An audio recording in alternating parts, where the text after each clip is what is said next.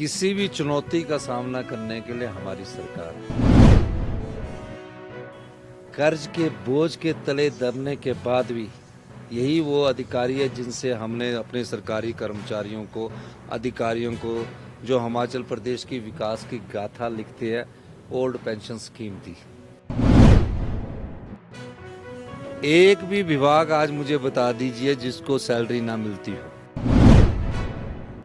HRTC की salary हमेशा 17-18 तारीख को ही मिलती है। 1 तारीख को मिलती है। नहीं, 14 हाँ तो खुद कह रहे तो 14 तारीख को मिली, आजकल में मिल जाएगी।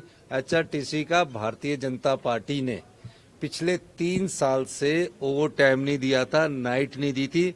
मैंने उनकी ओवर टाइम और नाइट की आधी पेमेंट कर दी है और आधी हम वो करने जा रहे हैं। भारतीय जनता पार्टी से पूछा जाना चाहिए ना कि वो 3 साल से उनके नाइट और ओवर टाइम क्यों नहीं दिया गया। और जो सैलरी की बात है, मेरे समय से नहीं है, हमें तो अभी 6 महीने हुए सरकार में आए। हम तो जो व्यवस्था बिगड़ी हुई है उसको ठीक कर रहे हैं, लेकिन ये दृष्टिकोण अपनाना कि हम पर दोष लगाना गलत बात है। आज तो दिल्ली के पत्रकार HRTC की सैलरी के बारे में पूछ रहे हैं, मुझे तो समझ ही नहीं आया कि वो दिल्ली के बड़े बड़े, आप लोगों ने नहीं सवाल पूछा, आपने जो राज्य से, वो आगे हमसे पूछ रहे हैं कि आप बताइए कि HRTC की सैलरी क्यों नहीं दी।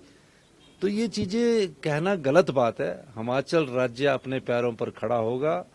अगले 4 साल में हम अपनी अर्थव्यवस्था को पटरी पर लाएंगे और 10 साल में हिमाचल प्रदेश को हिंदुस्तान का सबसे समृद्धशाली और अमीर राज्य बनाएंगे। ये जो सैलरी है ये कारपोरेशन की है। अभी सचिवालय में खड़े किसी सरकारी कर्मचारी के पास जाके इंटरव्यू तो लीजिए कि आपको सैलरी मिल रही नहीं मिल रही। पर एक प्रकार से सरकार को बदनाम करने की कोशिश एक साजिश के तहत हो रही है।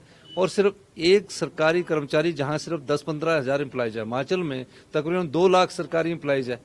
तो सरकारी कर्मचारी की जो HRTC की सैलरी वो 14-15 तारीख को ही मिलती है। बीजेपी का आरोप है कि क्या लगता है आपको कौन लोग हो सकते हैं जो इस साजिश? पता नहीं, कुछ लोगों को दिल्ली से सुबह सुबह फोन आ गया, मुझे फोन आ गया कि इनकी सैलरी नहीं मिल रही।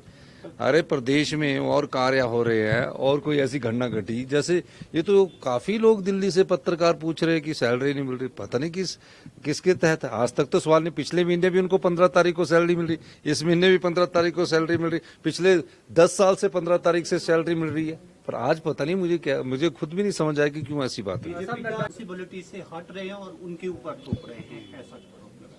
देखिए, किसी भी चुनौती का सामना करने के लिए हमारी सरकार है।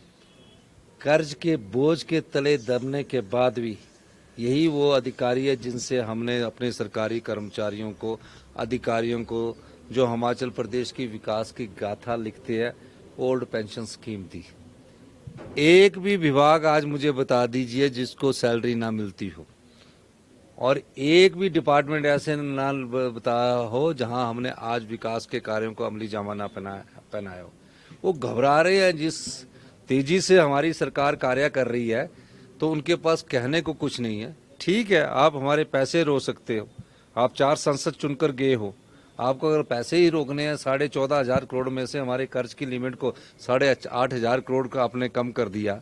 आपने हमारी जो और लिमिट है, एक्सटर्नल ADD प्रोजेक्टों की लिमिट है, जिसमें विश्व बैंक, जायका, ADB आते हैं, उनको आप कम कर दिया।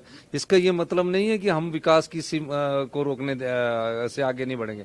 हम बढ़ेंगे और संघर्ष करेंगे और कड़ी मेहनत करेंगे और प्रदेश की जनता को आने वाले 10 सालों में हिंदुस्तान का सबसे समृद्धशाली राज्य बनाएंगे।